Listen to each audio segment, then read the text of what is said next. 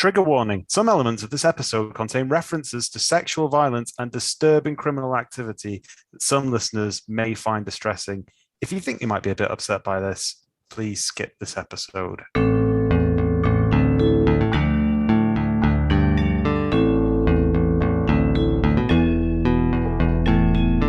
Hello, and welcome to Hallmark of Greatness Last Orders, the podcast where we look back into the films our Hallmark favourite actors and directors would rather forget they were ever involved with. I'm Joe, and with me as always are my co-hosts. She has recently resigned from Shane Van Dyke's harem of women on account of having 8 nipples like a cat. It's Barney. Stop it! I could not think of anything from that film. I wasn't expecting that as an introduction. And he has recently been struck off from the medical board again after trying to perform a tonsillectomy with his nectar card. It's James. The trick is to just jam it on there. It sticks on of its own accord. It's the blood or something.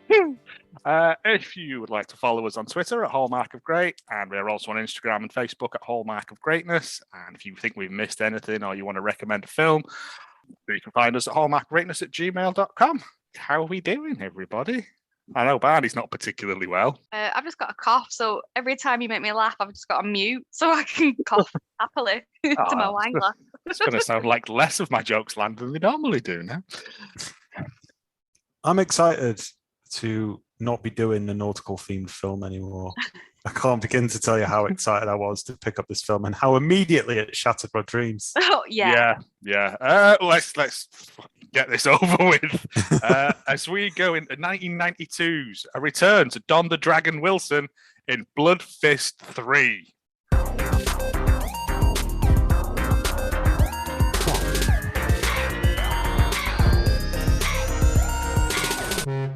Don the Dragon Wilson's Bloodfist 3, Forced to Fight. That's a colon, forced to fight. James, It was a colon.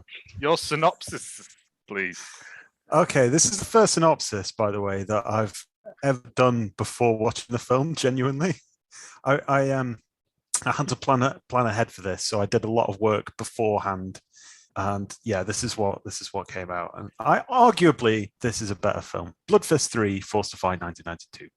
Imprisoned for killing many, many people in the first 2 installments of the Bloodfist oeuvre, Jake Ray is enlisted by the US Secret Services and is forced to fight TM.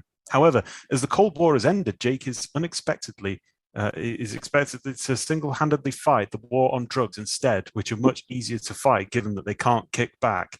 However, malevolent Senator Barry Kwong, who is well into his drugs, has other plans. Enticing Jake into the ring to win the war on drugs for once and for all, he pits him up against the Super Goon, a man who's been subjected to every known drug in the world at once. That's right, coke, ketamine, cannabis, coffee, heroin, LSD, amphetamines, tea, green tea, the other type of tea that's green, and paracetamol.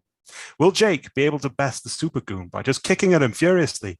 Will Senator Kwong survive long when the Super Goon just dies from too many drugs? Will that meat shop appear again? A mixture of yes, no, and yes.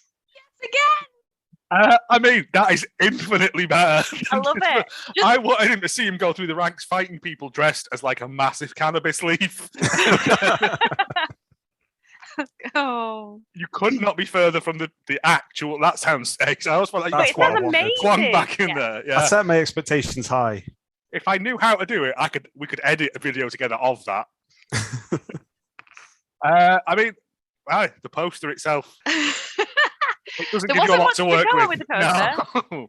So, Don the Dragon Wilson and his muscles are back to kick again. This time in chains. Yes. That's Well, literally all I could get from it. This time limited. It's part of, if you look on the IMDb, it is part of the Bloodfist collection, which you can get on DVD down the docks. How many the- Bloodfists are there? I think there are 8 starring Don the Dragon, and then a rebooted one in the future. So it's what you consider canon. I don't know because it's not Don the Dragon in it, and I don't even think he cameos in it. Based after this one, Barney, I don't want to do any more Bloodfists for a while. This is not as fun a romp as the other 2 were. No. As Murder No. Island and Death in Hong Kong were. The actual synopsis, Jimmy Bolland, who's that, is a man unjustly accused of a brutal crime. Within the prison, he must fight for survival, freedom, and justice. Do you want to hear the okay. trailer? I haven't listened to the trailer. I'm not sure that I do. I may have to beep some of this out. Don the Dragon Wilson. In Bloodfist, he avenged his brother. In Bloodfist 2, he won the Tournament of Champions. In Future Kick, he fought the battle of the 21st century. Now, in Bloodfist 3, Don the Dragon Wilson is Jimmy Bowling, an innocent man, forced to fight. I'm gonna send you up to cell block C. You're gonna wish you'd never been born. You in the wrong part of town, boy. Well, Mr. Bolin, welcome to the laundry room. Everything in here is white, except for you, man. Power music! He's through. Trapped in a world of hate and anger, Don the Dragon Wilson is surrounded by the deadliest and most desperate criminals in America. You want to fight? Fight the damn system that got you here, not each other. Well, I'll be out of here in 12 days. You did this. Cut off all the phone lines to the outside. Get that thing on my face! You get control of this right now, or you'll be busted back to guard duty.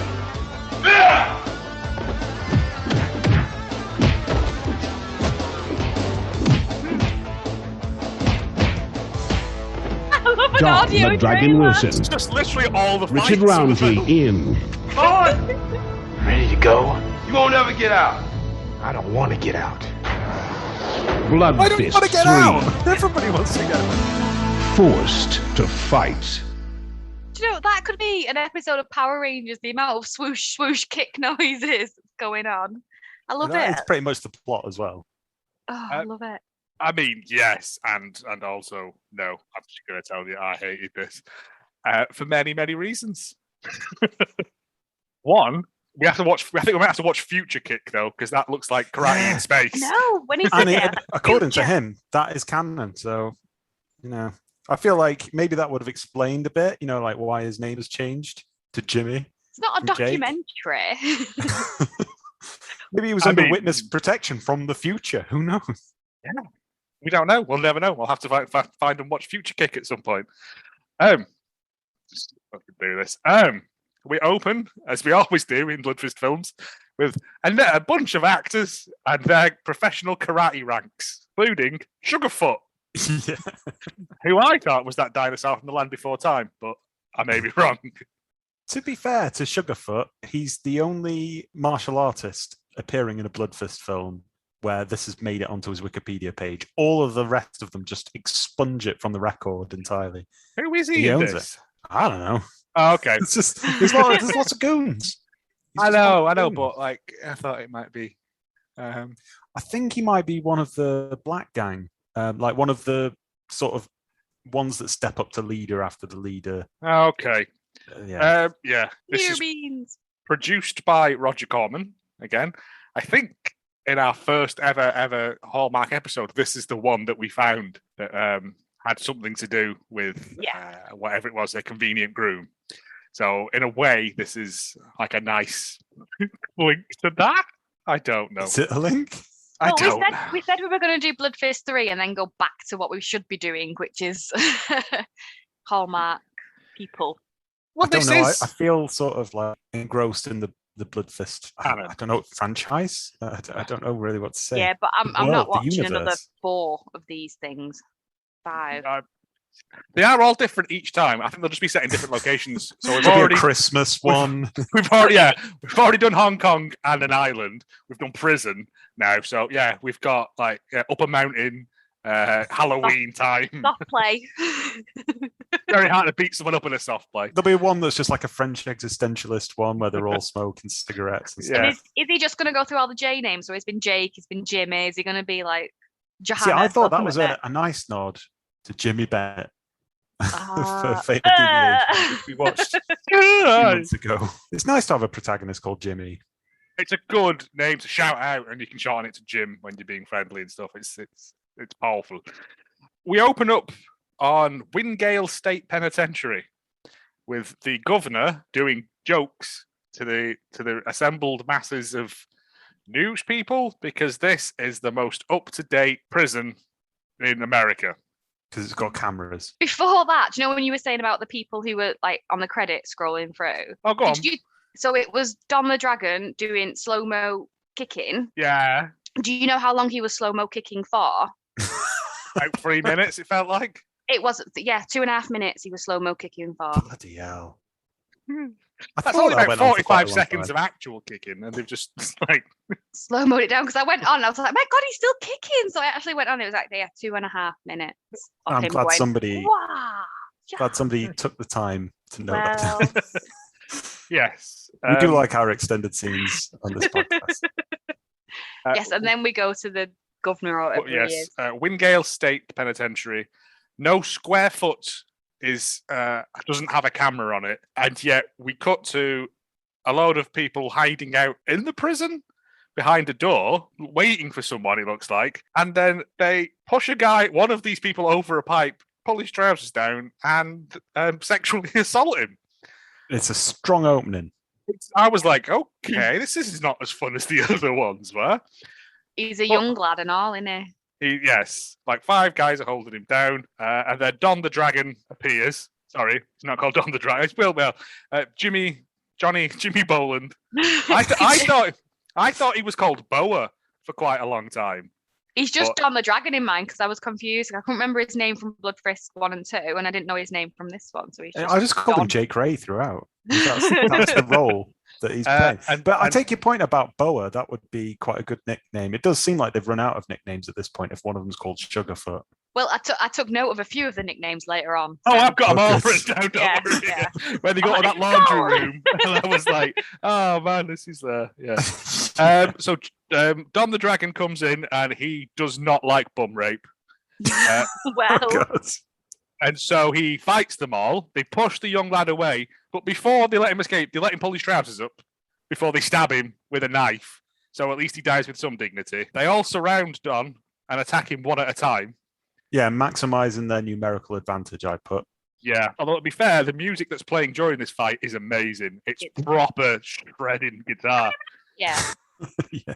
Don the Dragon beats them all up. One guy drops his knives and runs off, which I thought was good, after seeing 2 of his mates get their heads stoved in. And then the big guy who was doing the assault, Luther, we find out, turns to fight him. They have a bit of a fight. Don stabs him with another knife. Everyone's got knives in. How is this the best prison? Because literally everyone is carrying a shiv. I did write that further on. Everyone has a shiv. It's a little bit mysterious, because this scene is interspliced with the director talking to the media, saying how great the prison is while all of this is going on, undermining it, so on. But then I picked up on a comment which immediately got me excited. So he said, "Machines replace men. One guard does the job of a dozen." And I thought, is Jimmy going to have to fight a whole droid army? And that never happened. No, if he did have to fight a lot of robots, though, that would be good. Big robots. Again, see, you were born in the wrong time, James, because your drug idea, I would have if I had the money, I'd have greenlit the fuck out of that. Jimmy fighting robots, Jimmy fighting vending machines that dispense drugs in the future, all great ideas. I mean, if Roger Corman is listening to this, you funded worse. Just give me a shot. Yes, yeah. Just we can bash out a script in an afternoon. Just Call give us all like 4. Yeah, just give us 2 bottles of tequila and like a Domino's pizza, and we'll get it done. Don the Dragon kills him, hangs him over the same pipe that he assaulted that lad on, ironically leaving him in a bummable position as a corpse, if you're into that. Again, we told you this was not going to be a fun episode. And the people that are in the thingy, in the monitoring room, this young lady goes, "But what about that?" Because she's just noticed it. And the warden's answer is, just turn the telly off and go, "Nope, that didn't happen." He then takes people, he shepherds people away to focus on the prison's, and I quote, colour scheme. It's grey. It's gunmetal grey. Everything is. It's a fucking from prison. The dining room, which has some nice murals in there. Yeah, it does. To be fair, it does. Does that count as a colour scheme? Maybe. Yeah.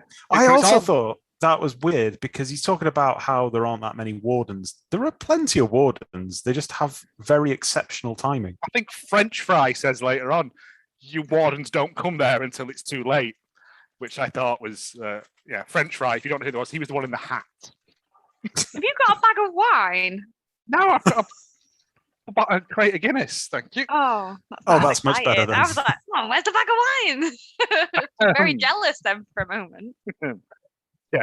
Luther is dead, and while they're in the morgue, for some reason, Don the Dragon's in the morgue with them while they're talking about Luther, and they refer to him as a piece of filth, like Luther, which I thought, that's not very nice, is it? Like, he was in prison. We don't know what he'd done. Well, we know he was a sexual assaulter, but prison does things to a man. He's not the creepiest one in that prison, though. No. No. Yeah, so the director also says at this point that he doesn't want this sort of like prisoner on prisoner killing, murdering happening during an election year. And I think later, I thought, well, what kind of governor gets elected? But it turns out later that he's running for states. He's running to be a senator, I think, isn't he? A senator. Possibly. It wasn't very well explained anyway, but he's running for some kind of nothing public in this film. This is the first film in a very long time I've written what is happening so many times. Because there's a whole middle section where it makes no sense. Yeah, and it starts with this, right? So he wants to stop this sort of thing happening, because it'll embarrass him politically. So he sends Jake to cell block C, where he will definitely get the shit kicked out of him. Where he will wish he's never been born. Which is not going to solve the problem. Like, surely just isolate. It's the easiest thing. Well, he does get put into isolation, doesn't he? Eventually he does. All right. He says, we'll send you to cell block C, that you wish you'd never been born.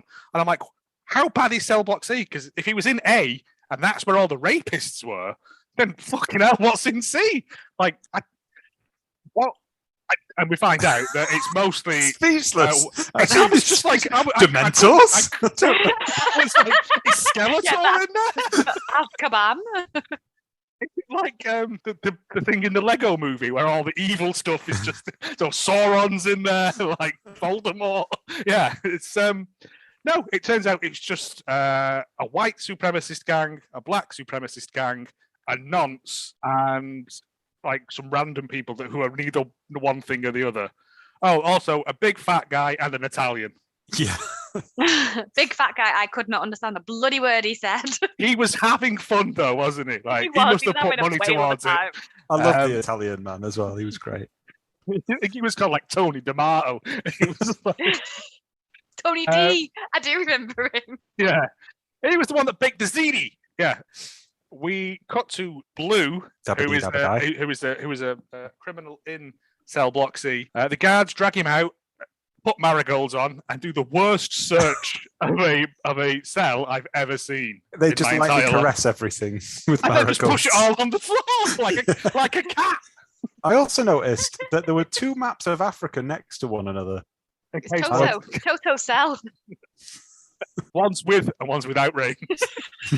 They find some drugs eventually down the toilet. Oh, that made me proper laugh because they were in zippy bags down the toilet. How does he poo? I don't know, because we've got those eco toilets, and if you put so much as 2 sheets of toilet roll down there, they block. So imagine 5 bags of drugs. No poo's going down there. Ooh, I don't like. I didn't understand. Like, did he not use this toilet and it was like basically storage, like an end table? It was the way he pulled it out, like a magic trick. You know when you pull them scarves out your sleeve? It was that, but just with bags of drugs. And maybe when an assistant, who knows? We're kettle corn as well. A load of iron powder at the end as well. Yeah. You got your magnet out, iron filing. Oh, yeah, I was just like, does he not poo in his toilet or wee in there? Because does he just have to go to next doors and use theirs? That's weird, isn't it? I love how you went to poo and I was like, it's like a magic trick. I also like the idea of the cell next to him being next door. So. Stuck on. Oh, can I borrow your tea and some sugar?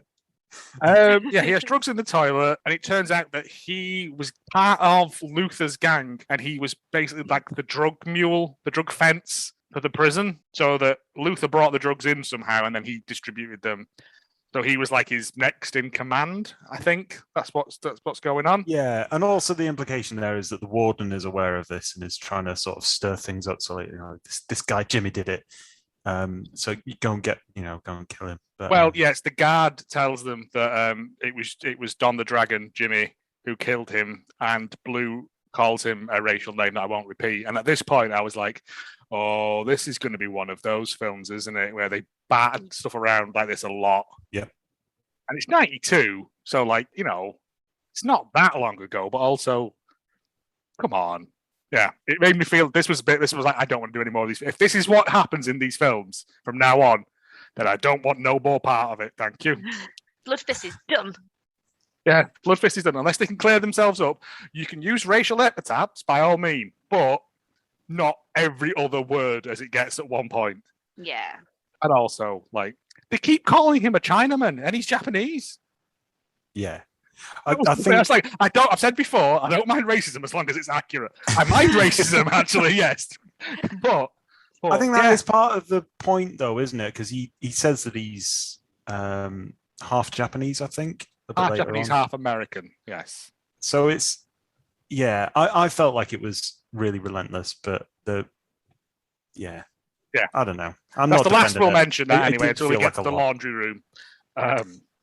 Anyway, Jimmy's going to bunk up with this old man who has books and such, like an intellectual. And then I thought, non-union Morgan Freeman. Yeah, they were full of pictures of Africa as well. That'd be good. This is 1992. This is before the Shawshank Redemption, and there are some. This is where they got the idea from. Yeah, even King's like, really? He refuses to move all his books off the top bunk because it's nighttime. So Don just sleeps on the floor instead of just moving them like a grown-up would. Don't want to cause no beef, does he? That's why. He's literally had a fight with a gang of rapists, killed one of them. He could take an old man easy. Yeah, but old man might be a robot. We don't know. We can. Yeah, we're making our own stories up here. That's the problem. Breakfast is served in the morning, by the way. It looks the biggest bowl of wet eggs I've ever seen. That looked like pasta bake on toast to me. I don't know about no, it was scrambled eggs, but like Premier Inn eggs, then. Yeah, like breakfast buffet eggs that have been sitting there sweating under hot lamps for ages. I didn't have the best picture for this. It was a bit grainy, and maybe that was for the best. Oh, so you missed out on TNT. No, TNT Jackson. No, I didn't. Oh, I've got a bit about that later on. Real film. I looked it up. I was like, I might have to watch that because it looks insane. And at this point, a disabled man walks in, getting a lot of grief for walking very stiffly. He gets a lot of stuff off his tray stolen and like chucked around. And he sits next to Jimmy, and Jimmy gives him some apple on toast. He gives him an apple on toast. I've got, oh no, it's a prison nerd, but then one of them refers to him as a pervert. So I'm assuming he's in there for sex crimes as well. Yeah, I call him nerd till I figure out he's a nonce. Yeah. People who, I think from the table who stole his apple, a man comes over and introduces himself as Wheelhead, who is a racist. Yeah. And he refers to Jimmy as a half-breed, but that's okay because you killed Luther, who was black. Yeah. At this point, I'm going, this is not the film to be having this conversation in. Like, but then Jimmy pins him down to the table using only his finger. You pins him to the table with his finger, and then puts his finger like not up his nose, just like does a Hitler tash on him. Like bends his face back. Smell my finger. It stinks. What have you been doing? It smells like wet egg. Meanwhile, there are some amazing guitar riffs going on again. Yeah, and all the way through this, there is a combination of amazing guitar riffs and sexy saxophone music. I did like the saxophone as well, didn't I? Times twice. Yeah. The prison nerd sits closer to him and starts telling him stuff, and he's like, I want to be on my own. So the nerd sort of backs away a bit. And we cut to Jimmy in his cell. Yeah, with lots of slow-mo people with like a fashion parade of people going by him. Like, and looking in, I'm like, what is the point of this? Why is everyone in slow-mo? Bachelor auction in The Simpsons. Yeah. And then I've just wrote, stop touching my stuff. So what happened there? Oh, right. So Jake was, Jimmy. I've put this all the way through because he is Jake Ray. But in this, for some reason, Jimmy something or other. We'll say he's Jake Ray, but he's under From what happens in Future Kick, he's now under witness protection as Jimmy Boland. So either are fine. Yeah. Oh, we like that. Yeah. Jimmy's been rifling through his books and reading them, and the old man says something about knowledge is power. Jimmy says, "This is my power," and shakes his fist. The next day, and he says, "Next time, just ask to borrow a book." So I think the same night he goes, "Can I borrow a book?" He hands him a book by Malcolm X, and he says, "I've already read this. This is where it says that all white people smell like wet dogs." They have a laugh. He gives him another book, and then the lights go out. I mean, there's other stuff in there. Yeah. Have you got anything that's not about Africa? Have you not got Harry Potter? It's not been written yet. It's not been written yet. Yeah. The next morning, he asks for work detail, and he gets put in the laundry room. Oh, here we go. Where Wheelhead and the rest of his crew are working. Barney, do you want to run the names through? I didn't hear them all because I had Ellis at the side of me going, "What are you watching?" Chicago. Correct. Wee Willie. Weird I got Weird Weird Willie. Willie. Oh, Yep. sorry. Even Stink Bomb. weird. Yep. Lead Bottom. So-called Lead Bottom. Yeah. Stink Bomb is called Stink Bomb because He's stinky. he's not had a wash since he's come to prison. Oh. That's vile. And Book. Yeah, Yeah. that's it. That's all of them. That's the crew. And That's the I crew thought in the- because they'd been named, then there'd be some character development. But no, No, Stink Bomb appears later on, but other than even that, no. stinkier than before. He even draws wavy lines coming off him, and now it's a missed opportunity. Wheelhead wastes no time getting very racist about this. He says that laundry's in Jimmy's blood anyhow. Yeah. And then insinuates that he had a gay affair with Luther, and that's why he attacked him. And then Jake kicks a man through some sheets, and they give up. I think that He does lots of spinny kicks. I think that's Lead Bottom that he kicks through all the sheets and makes him a ghost for Halloween. That's nice, isn't it?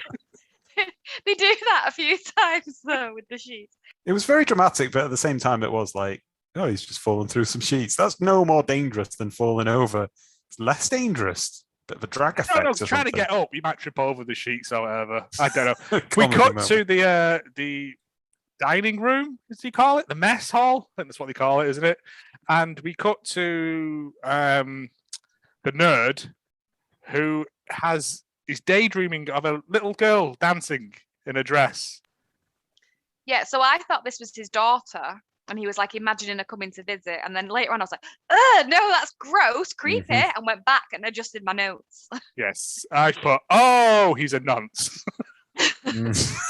Direct as always. Did anybody catch that guy's name? Who? The Pervy Pete. The perv. Pervy Pete. yeah, no, he's listed as Diddler yes. on the So I don't think anybody ever called him that. Let's just call him Nerd. yeah, they I can't do call a him couple. thing. They do a couple of times. They refer to him as Diddler. I think one of them says he's the guy that killed Diddler. Yeah, but we'll just refer to him as Pervy Pete or whatever you want. Anything other than that, yeah. We'll just call him Non-Spy 7. He goes, "Come on, Non-Spy 7. Let's go to the exercise yard and do some exercising. You can watch me. You can watch me do sit-ups Yeah, it's all very weird. with your sailor's hat on for some reason." And then, as what happens in all these films, fight breaks out. He just loves fighting. He doesn't. He's just trying to work out. He's doing his bench presses, which is not a very safe way to do it because he's not even locked them on at the ends. Because when he does get attacked, he tips it one way and all the weights fall off. So he's just got this iron bar to twat people with. But he's fighting a guy with a mullet, I've put. I don't know if he has a proper name somewhere. No, I think he's just called Prison Tough, I think. But he's wielding a knife. Of course, a shiv. They've all got a shiv. For such a secure prison, security is terrible here. Yeah, he manages to get a stab in as well. I think to the hip. He gets slashed across his back, right? As he fights these people down. But Non-Spy 7 did sort of go Jimmy as they were coming in, so he got to do like a cool backflip kick thing to start the fight. We also got a very. I was just going to say that the assailant then literally falls on his blade. Yep. He gets And then the ketchup in the wardens come corner in. of his mouth first. Yeah. Well, apparently that is a true thing that if you don't know how to handle a knife fighting with it, you're more likely to injure yourself. Apparently. The more you know. Yeah. So don't carry knives. It's just the easiest thing to do, isn't it? This podcast doesn't condone carrying knives. No, we're anti-knife violence. No butter knives. No making, little aircraft with those You can knives. have one of those fish knives that are impossible to do anything with because I don't even know what they're for. They take the flesh off fish. This sounds like a long All right, then, argument. Abby. Sorry, it's because I've just been coughing. I was when I ate meat, I ordered a whole fish in Spain, and it came with a fish knife, and they're really good. They just scrape the flesh off, so all you're left with is the bones. So you don't have to keep picking bones out your mouth. Well, that sounds proper good. That's what they do. They're really good. I think I gave all mine to Darren because obviously I don't eat meat now. Yeah. No. Well, Anyway. he's the only person allowed to use them. The wardens come in at this point and assume that he murdered the man, and then I thought that this is like a murderer's explanation of what happened. Oh, we just fell on the knife, Yeah. She just walked into the door. Yeah. Bang, isolation for him. And it's we do get a very tight close-up of his ass in grey sweatpants while they put a plaster on it, though. Yeah, a plaster. He says, "Nasty cut you've got there, son," and puts a bit of plaster and tape on it. And no credit card. Should have used a visa.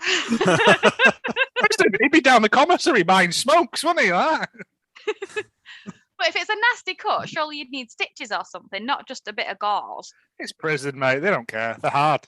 It's the saxophone infirmary. I wonder how many cotton balls we've got. This is where the first sexy sax music kicks in while he's got his grey sweatpants on. And then I've got what is happening here, because there's some confusion as to what Luther was doing on my part here. No? Go on. No, because next notes I've got is when he's like naked in isolation. So that's I don't where know what we happens woke in up. between that. I've just got what is that's a little bit happening. later. And then they say asshole to elbow quite a lot in this film. Oh, I've noted that down as well. You've missed a little bit though. Yeah, I didn't understand what this was about because I think this was Starks talking. Yeah, so I thought he was in league with Luther. Not really, no. He's not part of any gang at all. But he meets with the white gang leader, Wheelhead, who's helping him sign petitions or something. I think he's trying to sort of like legally get out of there and help other people get out. And Wheelhead won't help him because I can't withstand an insult like that. It wouldn't be a proper figurehead thing to do, which I thought was such bizarre dialogue. Okay. Proper figurehead thing. And then the old man warns him about interfering with Jimmy. And then the bow tie warns the warden about Jimmy. And everyone's talking about Jimmy. And then the random Italian man comes up next to some quirky African masks. So, yeah. Tony de Bendito, he's called. Yeah. Who is great. Hey, I make a good sauce. At one point, he says. I was like, yeah, he hits all the things. Oh, this is where I've put. I can't understand what the big guy is saying, and also I forgot how much the Bloodfist films like to jump around different scenes. Yes, it does make it very difficult to keep up. They're sitting there in the garden that I think like all the non-affiliated people are in charge of, like the little garden area. Yeah, but they've got like a good racket of making pasta. They've got nice wine, better than Ernst and Julio, or Julio and whatever it is he says. Julio and Gallo? Ernst and Gallo's? That like £6 bottle of wine that you get in like Pizza Hut.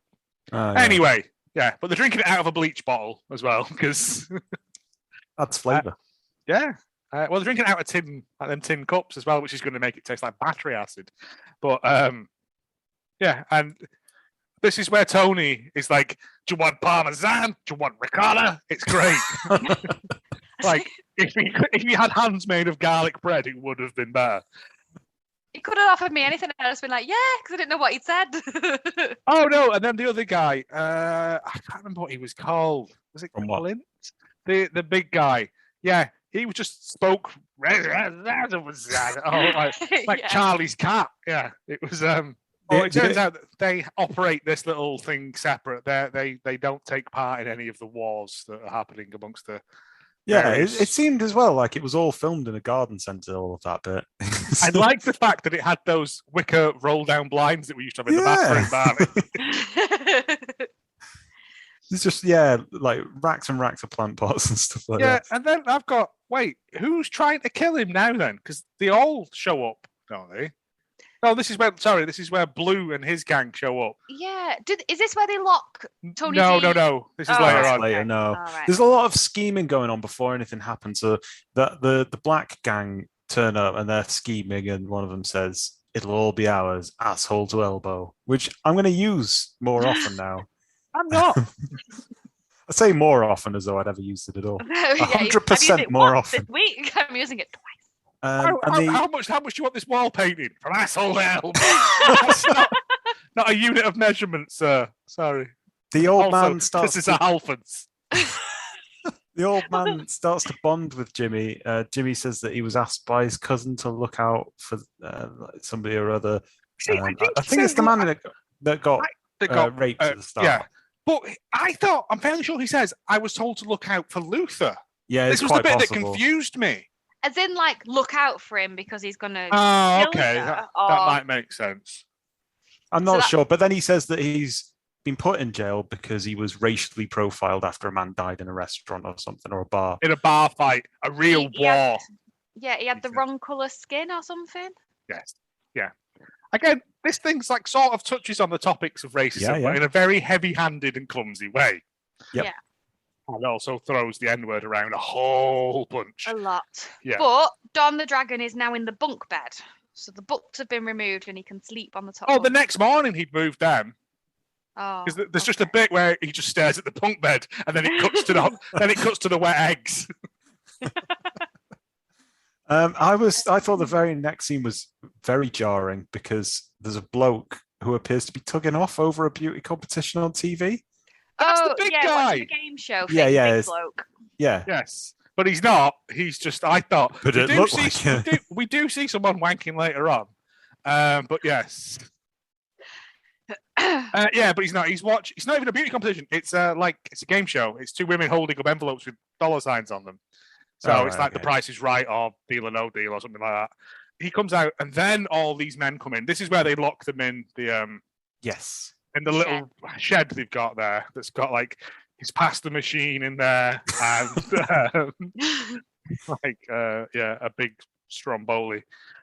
They have a fight. Jimmy. Pervy Pete is trying to warn Jimmy about this, and he goes runs, to find the Hat Man. He sort of like staggers off because he's got like a disability or something, and there's this stupid music that plays over the top of it, and I wish that I got you to record some of it. I know what you meant, but I've just not had time. Maybe if I get time for editing this, I'll put that in over the top. I just what the fuck is that music? It was really annoying. Yes. And then the black gang are there trying to knife him amongst the Delphiniums. Send them in one at a time, despite the fact there's 30 of them. But it's all right because Jimmy's got a hoe, so. Jimmy's got a hoe, and at one point, does he not bash someone with a rake as well? Yeah. There's no hot babe, but there is a rusty old hoe. Yeah. There's also a really good bit where one of the black gang does like a jumping cartwheel over the table and then just gets kicked in the head and goes down straight away. But he does it in slow motion. He lands and goes, yeah, does a karate stance, and he just gets booted to the ground. And then Starks appears, the old man appears. He does. He uses the Irish technique of unlocking a door. Oh, mate, I've got Irish key. And he gets a baseball bat from somewhere. French Fry is carrying a baseball bat. One of the many weapons. Gardening equipment, is it? No, he's one of the guys that came to beat up and kill Jimmy. Yeah. Well, I suppose everyone's got a shiv, so why can't there be a baseball bat? Right, because then he goes, because he takes the baseball bat off him, and then Wheelhead is like, plonks Wheelhead on Ed, So he bashes Wheelhead's head in, and then he's like, do you want to have a fight with Jimmy? Sporty? French Fry? Stuart? Kevin? And then he gets Jimmy to explain why he killed Luther. Because he had sexually assaulted his friend and was a bad man. He didn't mean to kill him, but as we saw earlier, people fall on their knives all the time in prison. Doesn't he say something about how the guy at the start had killed a child? Or did I imagine that? I mean, I thought, wow, there's a lot of this going on, isn't there? A lot of backpedaling, yeah. Oh, because I've just wrote, Stark doesn't understand how much Jimmy likes to kick. In fact, that's what you could say about every goon in Bloodfist. And then I put, those are some tight jeans. So I've lost interest in the storyline at this point. I've got, what is happening here? But then Blue has lost control of his gang as he walks down the same bit of corridor where they all live, apparently. Does he do it in slow-mo, though? No. Two guys are like, he's like, come with me, we're having a meeting outside. And they're like, fuck you, mate. Why would we want to work for you when you worked for a known, we might be bad men, but we're not rapists and stuff. And he's like, what did you say? And the other guy goes, yeah, fuck off, pal. Like, we want nothing to do with you.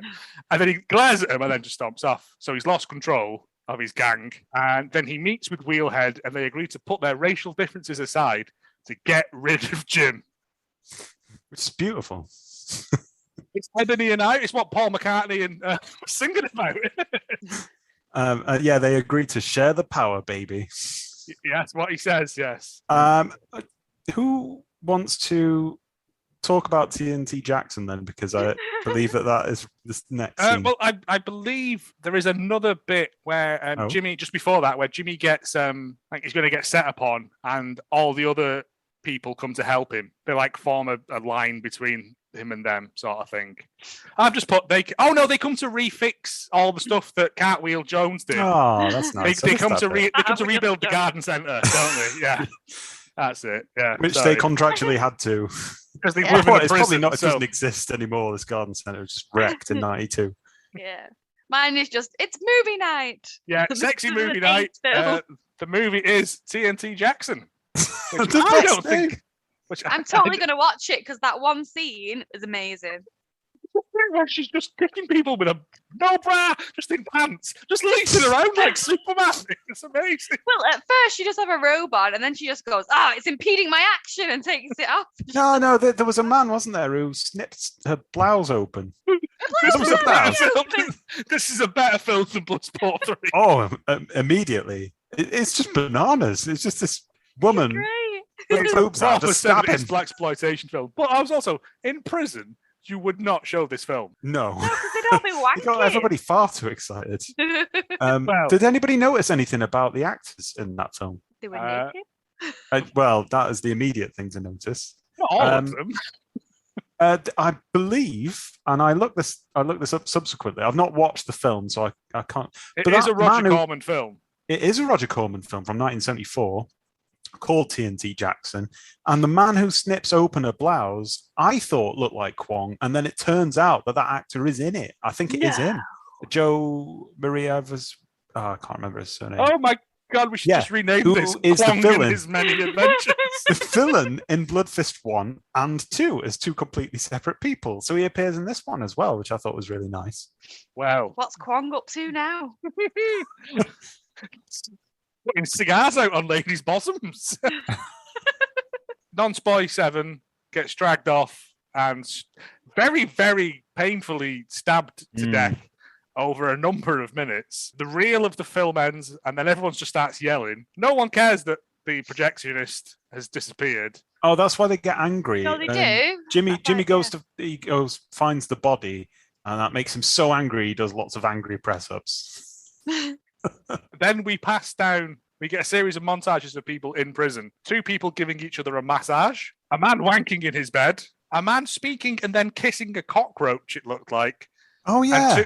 And 2 guys sharing a joint. Nothing comes of this at all. It's just like... It's just Thursday. The man kissing a bug weirded me out. I didn't know what that was about. But he also said he cradles it, kisses it, and says hello to it. Does he say hello? I mean, I was simply going, what? At this point, yeah. It's not the weirdest thing that happens, to be fair. No. In any other film, yes. Very long shot of a man wanking in bed. But the next, they're saving up to save it up. They're saving their big murder of Jimmy for President's Day, which is the next day, we'll say. And as the old man says, my Independence Day, because it's like his last day before retirement and shit. He's getting out soon, which should be immediate red flags to anyone who's ever seen a film before. He's going to get, done in. And he also talks to Blue as well, who tells him that killing Jimmy is going to be an honor thing that he needs to do. And then he says, "Man, I'm tired of your sorry ass Mahatma Gandhi peaceful resistance bullshit," which I really liked. Yep. I think Blue has also asked, Starks has asked Jimmy to become the counselor when he goes. And Jimmy just went, "Nah, I enjoy kicking too much." Peace. And then just like kicks his way through a wall and leaves. He's just good at booting people. It's all he knows. He could be a counselor to people through the medium of booting them. Kick therapy, they could call it. Yeah. So it's President's Day. They're all in the mess hall, the dining room. The big man. And he's very happy. Because there is, and I quote, "half a chicken, corn on the motherfucking cob." All served with proper silverware, which I thought was a red, bad white, move. and blue silverware, he says. Which sounds dangerous. Yeah, I didn't think you were allowed to have proper, because this is where they get all the knives from. Everyone's just sticking them from the canteen. No plastic knives in prison. They're all finest silver. Oh, I've also made a note on this part is that there's weird Fatal Deviation funfair music playing in the background all the way through this scene. Yes, there is, because it's a holiday, so they're playing like da da da da da da da. It's horrible jarring music. But I think they recorded it through the actual like sort of prison speakers, so it's distorted and kind of otherworldly and horrible. Everybody's having a good time. The old man's talking about what he's going to do when he retires, and he says that he's going to go and enjoy the beach. And he's going to go to the beach at night time because there's nobody there, and he's just going to listen. It's very, very Shawshank territory, that. Yeah. Tony is like, "I'm going to screw abroad when I get out to here." Because, of course, he is. We don't know what Tony's in for, but I imagine meatball theft. You've been meatballed.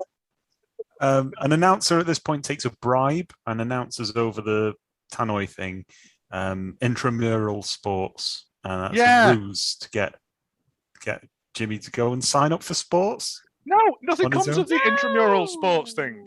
Is it not his bandages? He takes because he's already had the bandages off the day previous.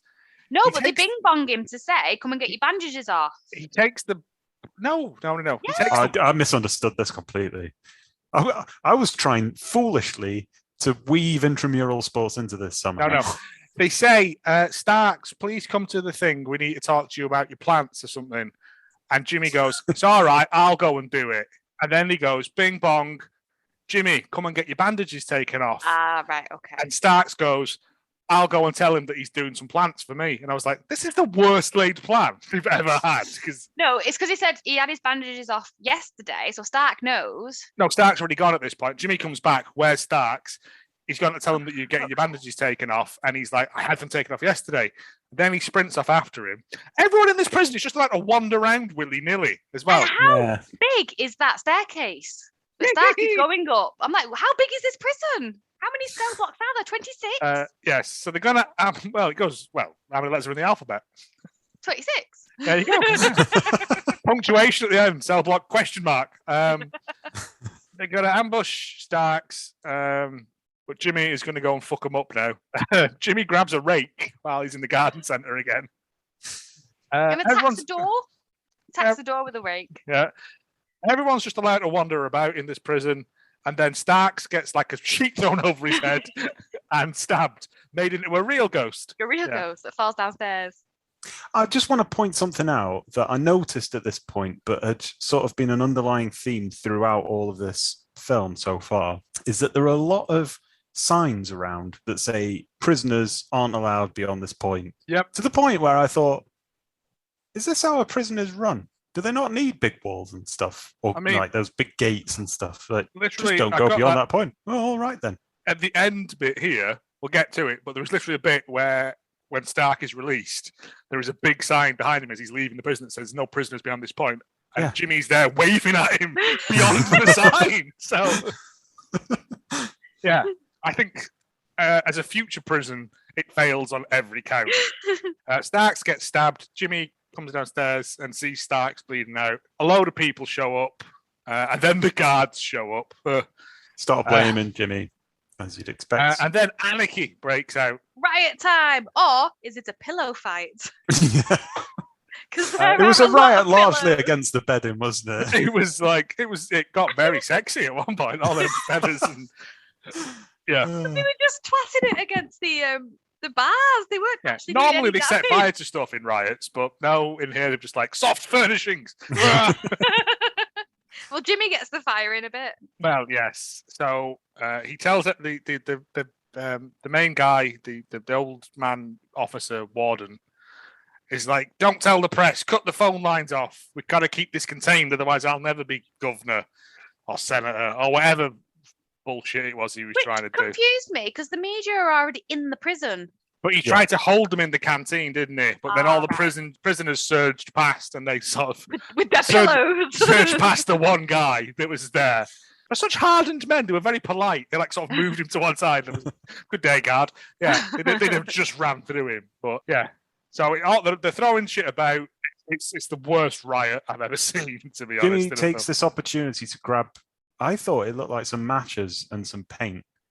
He goes up to Tony's meatball shed, and he gets he's got a little cooker in there. So I think he gets like the cooking oil, the wine. Okay. I think that they were brewing, and like the petroleum or like the paraffin that was powering the thing. Mixes it all together. Grabs a handful of matches. Well, why are they there? They were just loose on the side. Comes back and then wraps a load of bog roll around a plank of wood as well for bonking people on the head with, but safely. Comes back down. He meets Blue and Wheelhead, who are in a cell together. They have a fight. He incapacitates Wheelhead, and then him and Blue have a good karate fight. Well, he's like tipping paraffin or whatever into his face, concoction into his eyes. He throws it all about the place, yeah. And then he's like, mess with the warriors.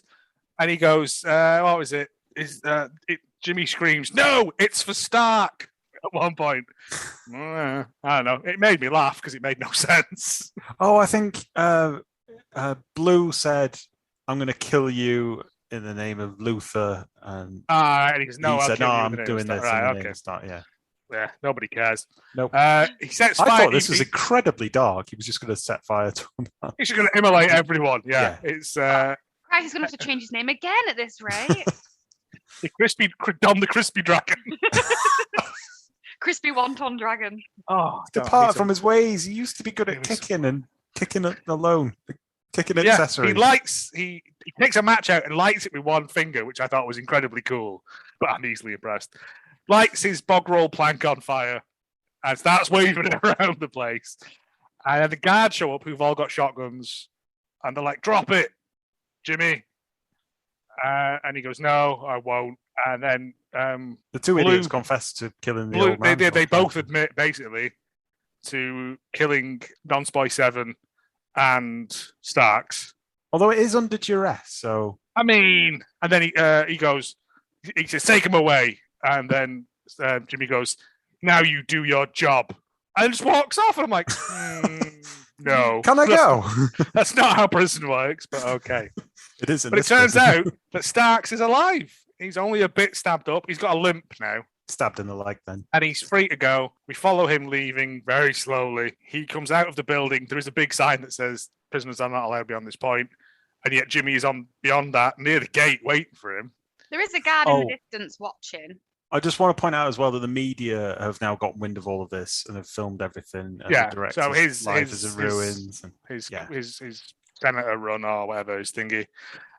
He says, the guard says to Starks, "Are you going to cause any more trouble for us?" And he says, "Maybe." And walks off, and then the film ends. And I was like, that was horrible. Did not care for it. Yeah, that was a shit film. That is it, yeah.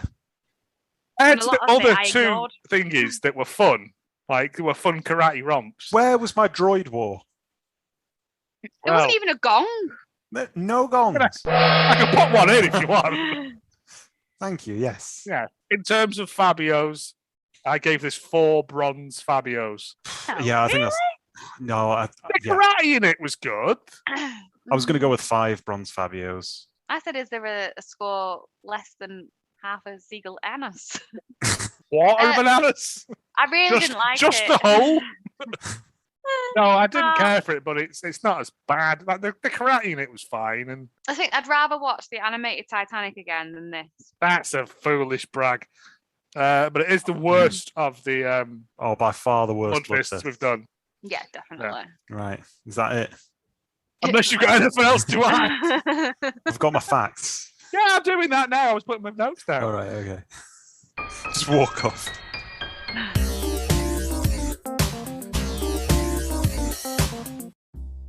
So that was Bloodfist 3, Forced to Fight, 1992. 1992 also gave us Aladdin. Slightly different. Home Alone 2, Basic Instinct, Lethal Weapon 3, Batman Returns. Some good films. Oh, Wayne's World as well, 1992. There you go. No budget figures for this one. I suspect it. So it did open in 18 theaters in 1992 and made $35,000, which is not a lot, but it's all about the VHS market at this point in time. Probably did very well. Roger Corman knows what he's doing. Yeah. And also does sort of precede Shawshank Redemption. So he can claim that he did he did the prison film. I don't think you can compare Shawshank Redemption to Bloodfist 3. Did. I think if you wrote your thesis on that, you would be kicked out. Apparently, this is it's Don the Dragon Wilson's favourite film. No. Apparently, I read this in a review. It's his favourite film. Don't know why.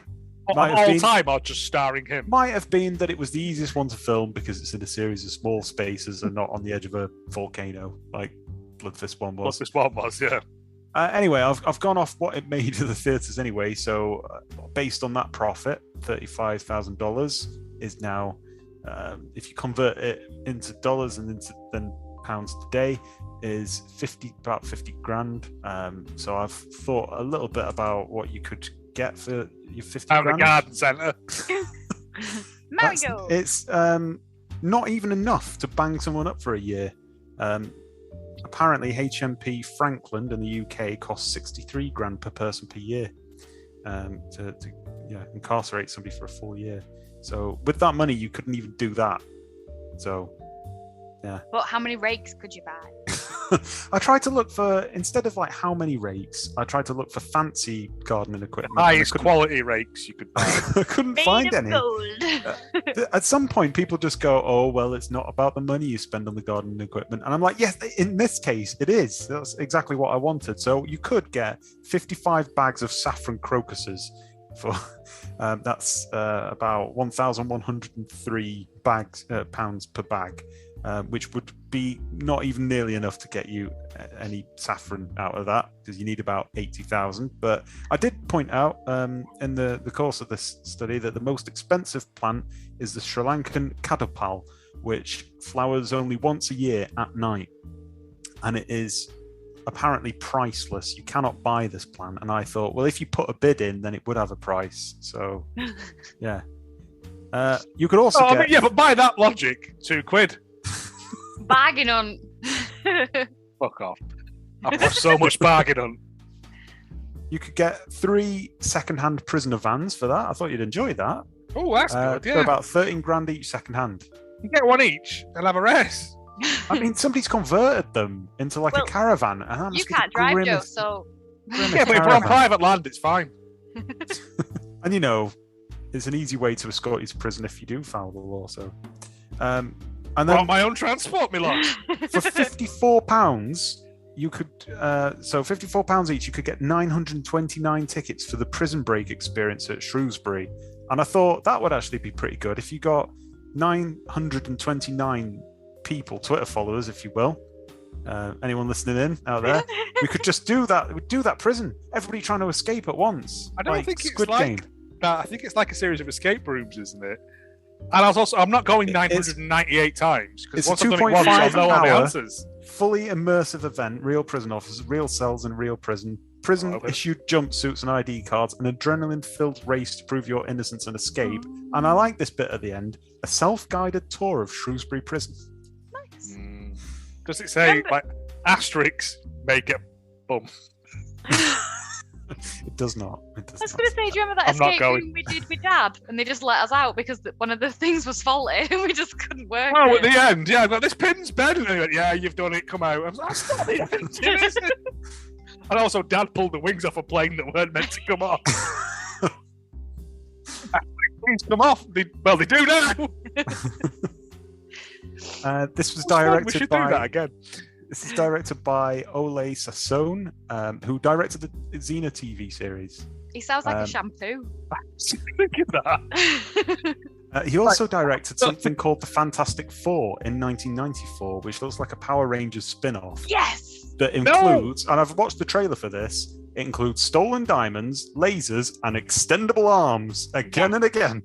Yeah, is it not when some company bought the rights to the Fantastic Four and they had to make a film or lose them, and so they just knocked out this bizarre thing, and it is Mr. Fantastic Thing, but like the Thing has just got a load of cotton wool glued to his head. Yeah, yes, it's that. I really want to watch it. I want to watch great. it next. I want to watch it now. No, we're doing whatever it is next with special guests. Yeah, I know. But the next opportunity, I want to watch the Fantastic Four because it pleased a certain and then the Lake innocent part of Ninja me. film, please. We can watch that. That'll be after dark. The writers were Charlie Matera and Alison Burnett. As far as I can tell, they're sort of like industry jobbers. I didn't look into that too much because I didn't want to give them too much credit for that dialogue. Samuel Stark, the old man. Does anybody know who played him? Richard Roundtree. Yes. Who is? Shaft. Shaft, yes. No, it's not. It's Shaft. Later on in the franchise, Uncle Shaft, because he's also in Seven and 1989's Night Visitor / Never Cry Devil / The Night Visitor, where a compulsive liar teenager, Billy Colton, witnesses the murder of his sexy and prostitute neighbor, Lisa Grace, by his history teacher and Satanist Willard. There's a lot of slashes in that, isn't there? It's like sexy and prostitute. It's like, why does that matter? Prostitute is enough. If she was ugly, it was justified. I mean, that's an adjective. I also like the fact they went with Night Visitor, and then they put, let's make it the different article, The Night Visitor. I have a theory, though, that a film that has got more than one name, the more names it has, the shitter it is. That has 3. Yes. So, well, this was originally, as I pointed out before we started recording, this was known originally, even in the trailer, it was called Forced to Fight. Yeah. And it was only the success of Bloodfist 1 and 2 that enabled them to tag that on, which is why he doesn't play the same character in it. He plays. I mean, that would be an easy change, wouldn't it? They'd already filmed it, mate. Yeah. Well, okay. Blue was played by Gregory McKinney, who appeared in quite a lot of things, actually. He was in Mortal Kombat, Beverly Hills Cop 3, The Best One, and Eraser, the Arnold Schwarzenegger film. Best One, cow. It's got Mortal Kombat there in it. Oh, no, Beverly Hills Cop 3. No, there's only one Mortal Kombat. Well, there's Annihilation, but that's terrible. He was in... Oh, I'm going to have to... I've shut my window down there. Was he Jack? I thought that, but I thought... He does have a very familiar look about him. It was such a grainy, low-quality copy that we were watching that it's... right. So he appeared in quite a lot of things. Sadly, he died in 1998 of natural causes. He was aged just 41. But yeah, he was in quite a lot of... I don't think 41 counts for natural causes. He didn't die of being 41. Cheers, mate. Some of.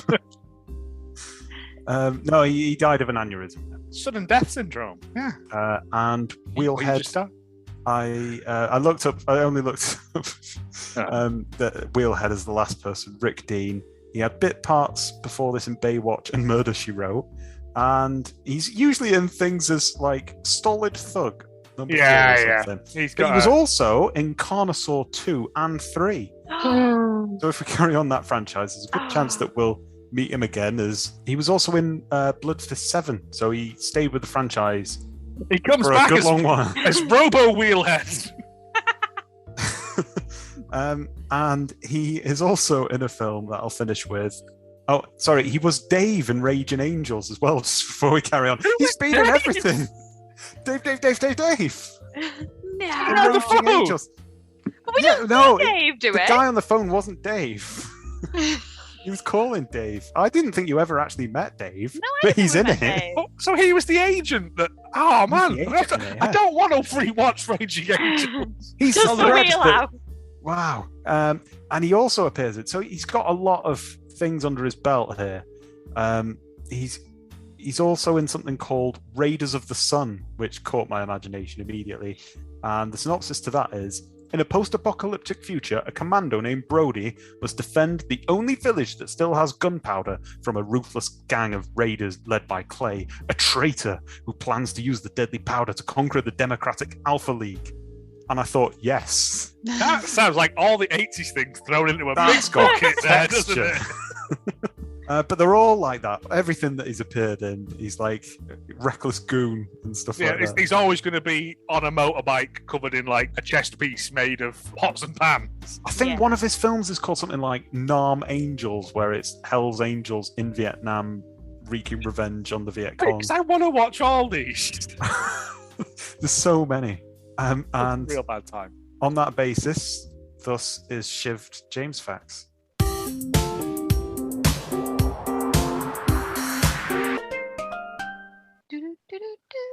Reviews. Sorry, I'm just making the font larger because I'm a little bit intoxicated. Fine. Chuck Dowling, 2.5 stars. Forget the Bloodfist 3 part of the title. This is just a movie called Forced to Fight that Roger Corman and co. decided would benefit from being included in the Bloodfist series. This will be the case for the rest of the franchise. So, yeah, it's not looking good for the rest of them, is it? Don the Dragon Wilson. What? But 7? Wheelhead's back. As a robot. He's not. With a wheel for a head. And heads for legs. That's why you got that name. Hilarious. He goes round upside down, like on his wheel head, but his heads are his legs. And like he talks. Like a man unicycle. Anyway. Don the Dragon Wilson is imprisoned for Con Air reasons. Upon revenging the rape and murder of one of his prison friends and embarrassing the warden on national media tour the prison's day, he's transferred to the worst cell block as punishment. There he draws the ire of both the black prisoners and the white supremacists, but makes a friend in his new cellmate, Stark, Richard Roundtree. I suppose this was made to sit next to Lockup and an innocent man at your local video store. Prison sadness takes the place of fighting for the most part, but there are a few decent sequences of fisticuffs here and there. I love the use of the word fisticuffs. Fisticuffs, yeah. The whole thing really benefits from Roundtree's presence and performance, because without him, you're just left with a lot of huge plot elements that end up going nowhere. The entire finale in particular is a huge letdown. It is. Yeah. Could have been Chuck so Dowling much more. being the last step in any IKEA furniture.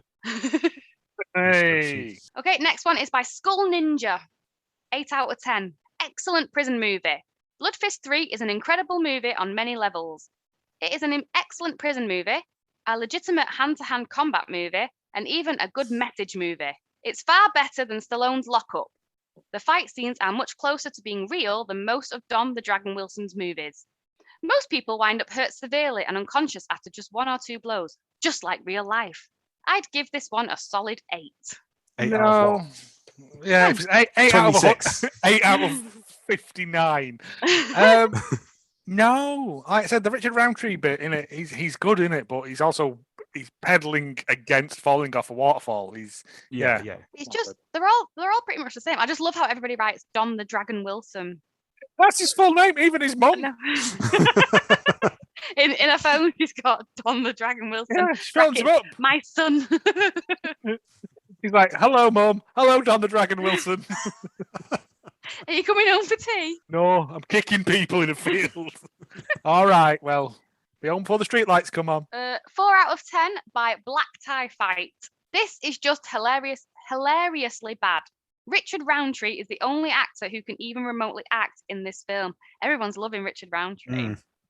The film begins with a guy raping another guy and a kung fu action scene where the protagonist avenges the rape. This is in no way dramatic, but everything is so ridiculous I was in tears laughing.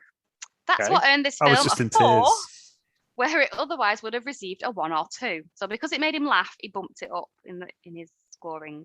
The action sequences are few and subpar, and the film really seems to think it has a captivating story worth telling.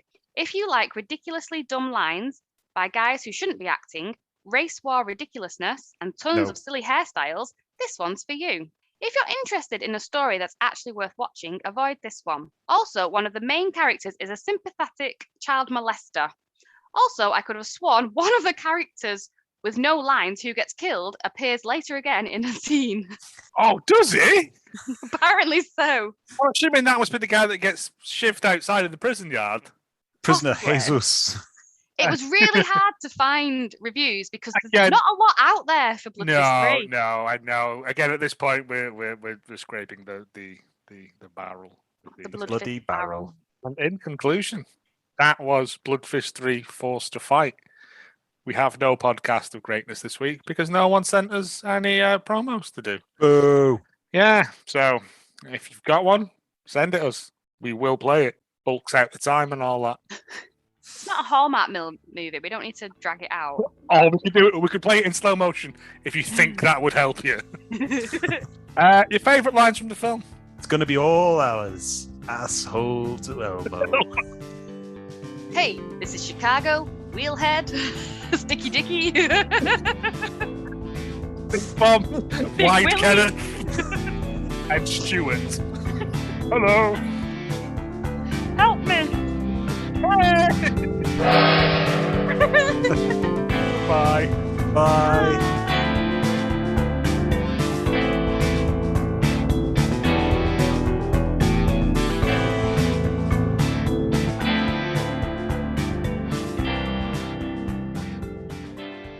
I've had a lurid few days, honestly.